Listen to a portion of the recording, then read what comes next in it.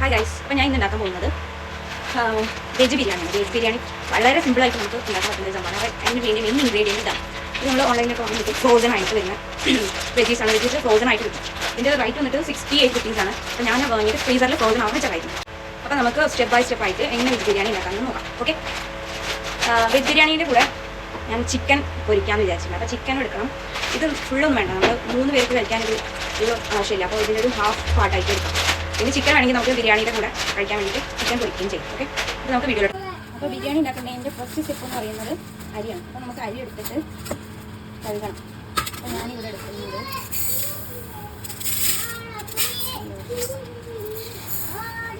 2 ഗ്ലാസിൻ്റെ അടുത്തുള്ള അരി.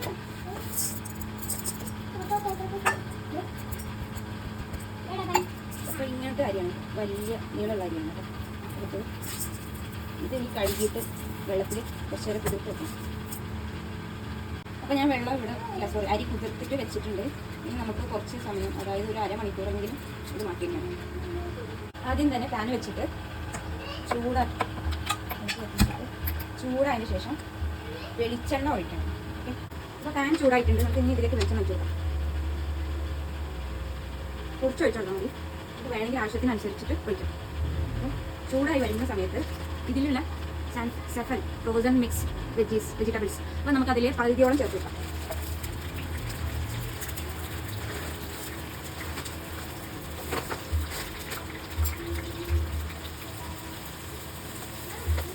ഫ്ലെയിം എപ്പോഴും കുറച്ച് വെക്കണം, കാരണം വേഗം കരിഞ്ഞു പോകും.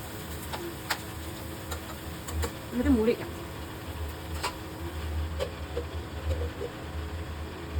ആ സമയത്ത് നമുക്ക് എന്താ പറയുക, ഉള്ളി തക്കാളി വഴറ്റാൻ വേണ്ടിയിട്ടുള്ള പാൻ വെക്കാം. ഞാനിവിടെ എടുത്തത് 4 ഉള്ളി, അതായത് ഒരു മീഡിയം സൈസ് 3 എണ്ണം, ഒരു ചെറുത്. അതുപോലെ 4 തക്കാളിയാണ് എടുത്തത്, 4 തക്കാളി. ഓക്കെ, നമുക്കിത് കട്ട് ചെയ്തിട്ട് വഴറ്റാൻ വെക്കാം.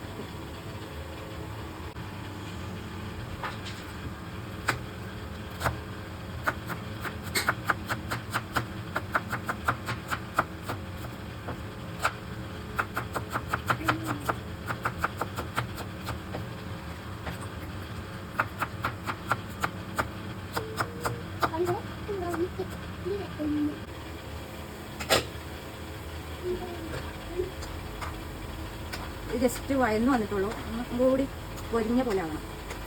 ജസ്റ്റ് ആ ഒരു ഫ്രോസൻ്റെ ആ ഒരു ഇതൊക്കെ പോയിട്ടുള്ളൂ, മൊരിഞ്ഞ് വരണം ചെറുതായിട്ട്.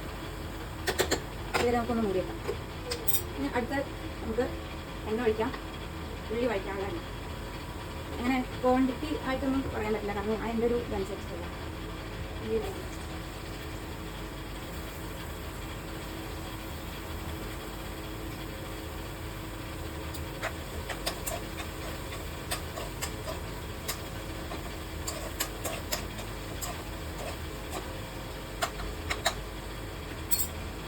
കുറച്ച് ഫ്ലെയിം കൂട്ടി വെച്ചിട്ടുണ്ട്. അപ്പോൾ നമുക്ക് ഉള്ളി നന്നായിട്ട് വഴന്ന് വരുന്നത് വരെ വെയിറ്റ് ചെയ്യാം. ഓക്കെ, ഉള്ളി നല്ല ഗോൾഡൻ ബ്രൗൺ കളർ ആവുന്നത് വരെ വഴറ്റണം. അപ്പോൾ അതുവരെ നമുക്ക് വെയിറ്റ് ചെയ്യാം. ഓക്കെ, അപ്പോഴേക്കും ഇത് റെഡിയാവും. അപ്പോഴേക്കും അതും റെഡിയാവും. ഓക്കെ, അപ്പോൾ ഉള്ളി ഗോൾഡൻ ബ്രൗൺ കളറായിട്ടുണ്ട്. നമുക്ക് ഇതിലേക്ക് തക്കാളി ചേർത്ത് കൊടുക്കാം.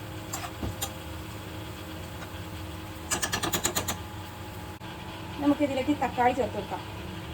നേരത്തെ ഞാൻ കാണിച്ചില്ലേ, 4 തക്കാളി, 3 മീഡിയം സൈസ് തക്കാളി, ഒരു ചെറിയ തക്കാളി. നന്നായിട്ട് വഴറ്റാം. വഴറ്റണ മുന്നേ ഇഞ്ചി വെളുത്തുള്ളി പേസ്റ്റ് ആഡ് ചെയ്ത് കൊടുക്കണം. ഞാൻ പാക്കറ്റ് വാങ്ങിയതായിരുന്നു ഇഞ്ചി വെളുത്തുള്ളി പേസ്റ്റ്, അപ്പോൾ ഞാൻ അതാണ് ആഡ് ചെയ്ത് കൊടുക്കുന്നത്. അതില്ലാത്തവർക്ക് നോർമലായിട്ടുള്ള ഇഞ്ചിയും വെളുത്തുള്ളി ചതച്ചിട്ട് ചേർത്ത് കൊടുക്കാൻ മതി. ഓക്കെ, ഇത് ഞാൻ പെട്ടെന്ന് ഉണ്ടാക്കുന്ന ഒരു ഇതായതുകൊണ്ടാണ് ഇഞ്ചി ഗാർലിക് പേസ്റ്റിൻ്റെ പാക്ക് ഞാൻ ഉപയോഗിക്കുന്നത്, ഇതിലേക്ക് ഉപയോഗിക്കുന്നത്. ഓക്കെ, ഇതെല്ലാം കൂടി മിക്സ് ചെയ്തിട്ട് കുറച്ച് സമയം ഈ തക്കാളി ഇട്ടൊന്ന് വഴന്ന് വരുന്നത് വരെ വെയിറ്റ് ചെയ്യണം. എന്താ, മല്ലിച്ചപ്പ് പുതിന വേണമെങ്കിൽ ചേർത്ത് കൊടുത്താൽ മതി, ഉണ്ടെങ്കിൽ മാത്രം ഒരു സ്മെല്ലിനും ടേസ്റ്റിനും. അപ്പോൾ ഇല്ലെങ്കിൽ കുഴപ്പമൊന്നുമില്ല. ഇല്ലെങ്കിൽ ഇത് മാത്രം ഒന്ന് ജസ്റ്റ് വഴറ്റാൻ വെച്ചതിന് ശേഷം നമുക്ക് അടുത്ത സ്റ്റെപ്പ് നോക്കാം. അപ്പോൾ ഇത് റെഡി ആയിട്ടുണ്ട്. ഇനി നമുക്ക് ഇത് കോരിയിട്ട് വേറെ ഒരു പാത്രത്തിലേക്ക് മാറ്റി കൊടുക്കണം. സ്പൂണ് വെച്ച് പോലെ ടാസ്ക്കാണ്. അതുകൊണ്ട് ഈ ചെറിയ കോരി കൊണ്ടാണ് കോരി എടുക്കുന്നത്. ഓക്കെ, ഇത്ര വേഗം പാടുള്ളൂ. ഇതിൽ കൂടുതൽ വെന്ത് കഴിഞ്ഞാൽ ടേസ്റ്റ് ഉണ്ടാവില്ല. പിന്നെ നമ്മൾ ദമ്മിടുന്ന സമയത്ത് ഓൾറെഡി കുറച്ച് സമയം കൂടി വേവുമല്ലോ, അപ്പോൾ നന്നായിട്ട് ഉടഞ്ഞു പോകും. അതുകൊണ്ട് നമ്മൾ ഈ ഒരു വേവിൽ തന്നെ എടുക്കണം. പിന്നെ വേറൊരു കാര്യം, ഗ്യാസ് ഓഫ് ആക്കിയിട്ട് എടുക്കരുത്. കാരണം ഗ്യാസ് ഓഫ് ആക്കി നമ്മൾ എടുക്കുമ്പോൾ എണ്ണ ഇതിലേക്ക് ഒന്നുകൂടെ പിടിക്കും. അപ്പോൾ അതുകൊണ്ട് നമ്മൾ ഗ്യാസ് ഓൺ ആക്കി വെച്ചിട്ട് തന്നെ ഇതൊന്ന് എടുക്കാൻ ശ്രമിക്കണം.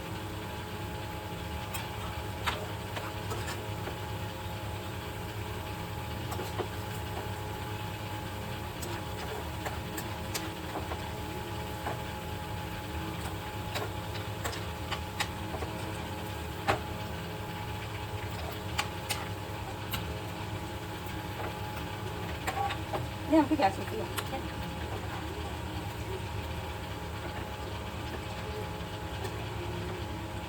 ഈ എണ്ണ നമുക്കിനി കളയണ്ട, നമുക്ക് ചിക്കൻ പൊരിക്കാൻ വേണ്ടിയിട്ട് ഉപയോഗിക്കാം. ഇതിലേക്ക് ചിക്കൻ പൊരിച്ചത് നല്ലൊരു കൊമ്പോ ആണ്. അപ്പോൾ അതുകൊണ്ടാണ് ഞാൻ ചിക്കൻ പൊരിക്കുന്ന കാര്യം പറഞ്ഞത്. പാൻ വെച്ചിട്ടുണ്ട്, നമ്മൾ അരി വേവിക്കാൻ വേണ്ടിയിട്ട് പാൻ വെച്ചിട്ടുണ്ട്. അപ്പോൾ ഇനി ഇത് ചൂടായി വന്നിട്ട് നമുക്ക് പട്ട, പൂവ്, ഏലക്കായ ചേർക്കാം. ഞാൻ വേറെ ഒന്നും ചേർക്കാറില്ല, അത് 3 മാത്രമേ ചേർക്കാറുള്ളൂ. അത് ചേർത്തിട്ട് നമുക്ക് കാണാം. അപ്പോൾ ഞാനിതിൽ പട്ട, പൂവ്, ഏലക്കായ, പിന്നെ കുറച്ച് വലിയ ജീരകം ഇട്ടുണ്ട്. പിന്നെ ഇപ്പോൾ കുറച്ച് മിൽമാഗി ഒഴിച്ചു, പിന്നെ കുറച്ച് വെളിച്ചെണ്ണ ഒഴിച്ചു. ഇനി ഇടുന്നത് ഡാൽഡയാണ്. ഡാൽഡ വേണമെങ്കിൽ ഇട്ടാൽ മതി. ഇപ്പോൾ ഇത് ഞാൻ എൻ്റെ ഉമ്മൻ്റെ റെസിപ്പിയാണ് ഡാൽഡ. ഉമ്മ ബിരിയാണി ഒക്കെ ഉണ്ടാക്കുമ്പോൾ ഡാൽഡ ഉപയോഗിക്കും. അപ്പം അതുകൊണ്ട് ഞാൻ ഡാൽഡ ഇട്ടു.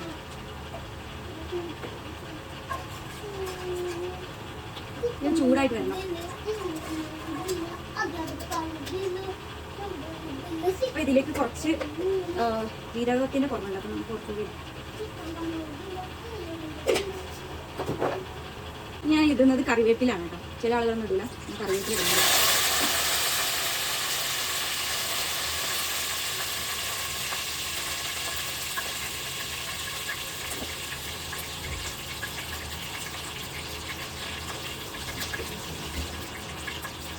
പിന്നെ ഇടുന്നത് 3 വലിയ പച്ചമുളക്. ഒന്നും ചെയ്യുന്നില്ല, ജസ്റ്റ് അങ്ങനെ തന്നെ ഇടണം.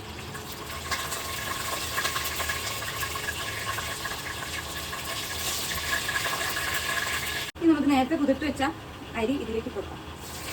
എപ്പോഴും അരി ഇടുന്ന സമയത്ത് താഴ്ത്തിട്ട് ഇടണം കേട്ടോ, അല്ലെ നമ്മളെ മേലേക്ക് തെളിക്കും.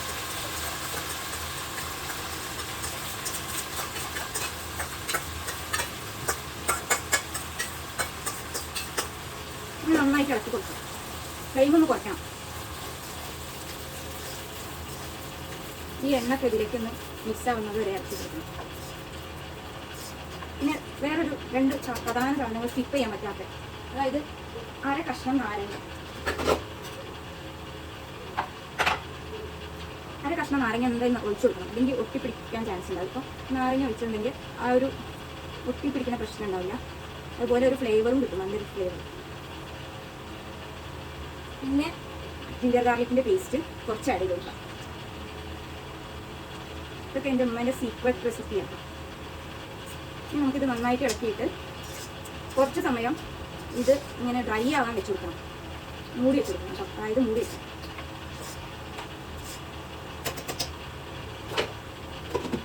അപ്പോഴേക്കും നമുക്ക് അടുത്തത് നോക്കാം, അത് എന്തായാലും അറിയില്ല എന്ന് നോക്കട്ടെ.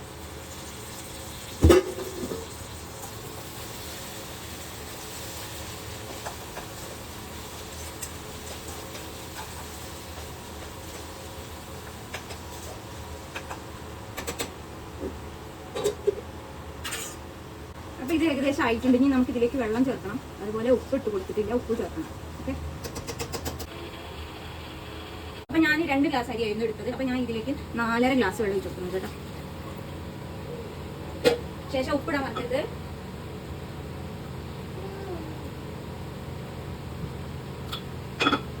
നന്നായിട്ട് ഇളക്കി കൊടുക്കണം.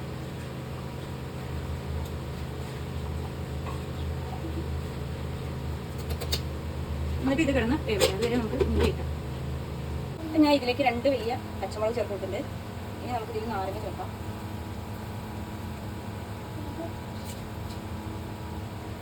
അപ്പം ചേർത്തത് അര നാരങ്ങയാണ്. ഇനി ഒരു ഫുൾ നാരങ്ങ ചേർക്കാം.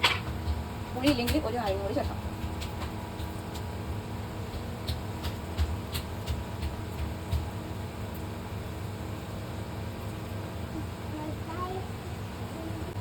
ചെറിയൊരു പീസ് മിന്റ് ചേർത്തിട്ടുണ്ട്, പുതിന കേട്ടോ. ഇനി നമുക്കിത് നേരത്തെ നമ്മൾ വേവിച്ച് വെച്ച വറുത്ത് വെച്ച ആ ഒരു ഫ്രോസൺ ആയിട്ടുണ്ടായില്ല വെജിറ്റബിൾസ് ചേർത്ത് കൊടുക്കാം. അതിന് ശേഷമാണ് നമ്മൾ അതൊക്കെ ചേർത്ത് കൊടുക്കുന്നത്. ഓക്കെ, എന്നാൽ മാത്രമേ മസാല പിടിക്കത്തുള്ളൂ. ആദ്യം നന്നായിട്ട് കൊടുക്കും.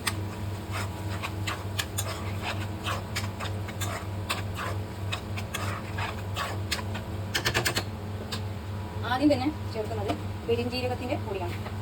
ജസ്റ്റ് ക്രഷ് ചെയ്ത് വെച്ചതാണ് കേട്ടോ, പൊടിയല്ല ക്രഷ് ചെയ്ത് വെച്ചത്. പിന്നെ നമ്മൾ ചേർക്കുന്നത് ഗരം മസാല പൗഡർ. നമ്മുടെ കുട്ടിച്ചടയുള്ള OSFൻ്റെ കടയിൽ നിന്ന് വാങ്ങിയ ഗരം മസാലയാണ്. അത് പറഞ്ഞിട്ടുണ്ടായിരുന്നു നിങ്ങൾ കുറച്ച് ചേർക്കാൻ മതി എന്നൊക്കെ. പിന്നെ ഞാൻ ചേർക്കുന്നത് കുരുമുളക് പൊടിച്ചത്. പിന്നെ ചേർക്കുന്നത് കുറച്ച് മുളക് പൊടി, വളരെ കുറച്ച്, അതായത് കശ്മീരിയാണ് ചേർക്കുന്നത്.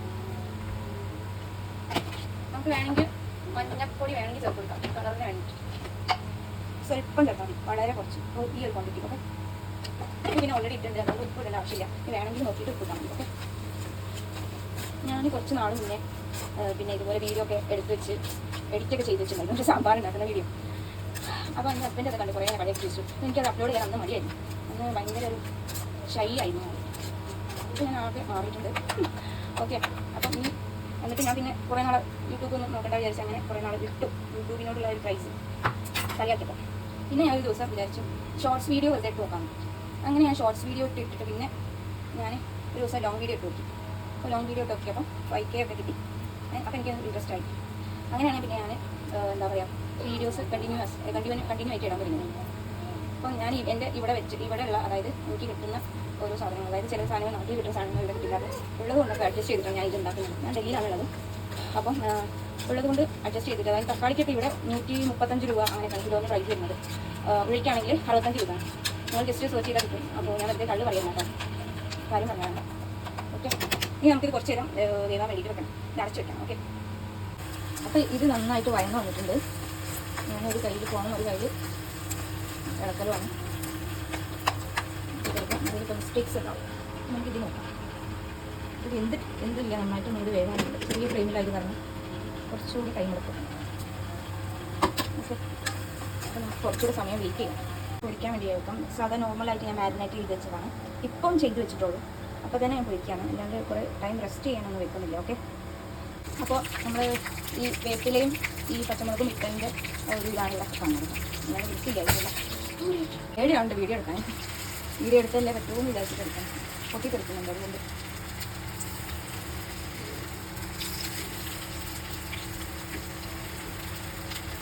ഞാൻ ഇപ്പോൾ ലോ ഫ്ലെയിമിലാണ് വെച്ചിട്ടുള്ളത്, കാരണം പൊട്ടിത്തെടുക്കുന്നതുകൊണ്ട്. ഇതിലേക്ക് ഇട്ട് കഴിഞ്ഞതിന് ശേഷം മാത്രം ഫ്ലെയിം കൂട്ടിയാൽ മതി. അപ്പോൾ ഞാനിത് മൂടി വയ്ക്കണം. അപ്പോൾ ഞാൻ ഫ്ലെയിം കൂട്ടി. ഒരു കാര്യം മറന്നുപോയി, കാരണം വീഡിയോ എടുക്കാൻ വേണ്ടി മറന്നുപോയി. ദമ്മിടുന്നത്, അതായത് ഇതിലേക്ക് മാറ്റണം, മസാലേൻ്റെ മേലേക്കാണ് ഞാനിത് മാറ്റുന്നത്. ഓക്കെ, അപ്പോൾ ഇനി ഇതൊരു 15-20 മിനിറ്റ് വരെ വെക്കണം. ഓക്കെ, അപ്പോഴേക്കും നമുക്കിത് നോക്കാം ഇതിൻ്റെ അവസ്ഥ എന്താണ്. ഇനി നമുക്ക് മറിച്ച് കൊടുക്കണം.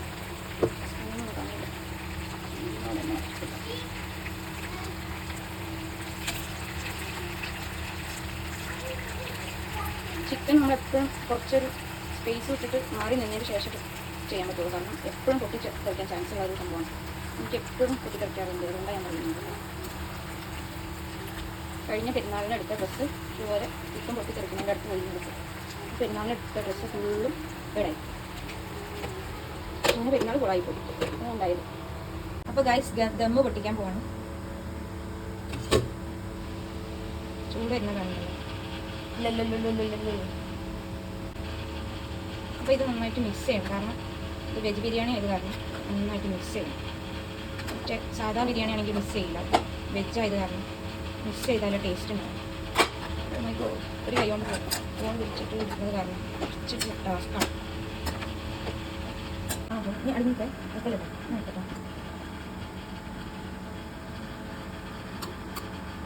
അപ്പോൾ നമ്മുടെ വെജ് ബിരിയാണി റെഡി ആയിട്ടുണ്ട്. അപ്പം എല്ലാവരും കഴിക്കാൻ നോക്കൂ.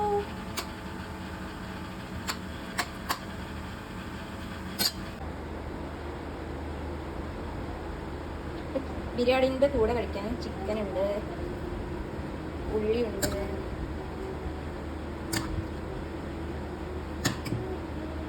അച്ചാറുണ്ട്, അച്ചാറിപ്പം വരും. അപ്പോൾ നമ്മൾ ചോറ് ടേസ്റ്റ് ചെയ്യാൻ പോവാണ്. ടേസ്റ്റ് ചെയ്യുന്നത് ഇന്ന് ഹൈജിനാണ് കേട്ടോ. ടേസ്റ്റ് ചെയ്യുന്നത് ഫസ്റ്റ് ടൈം.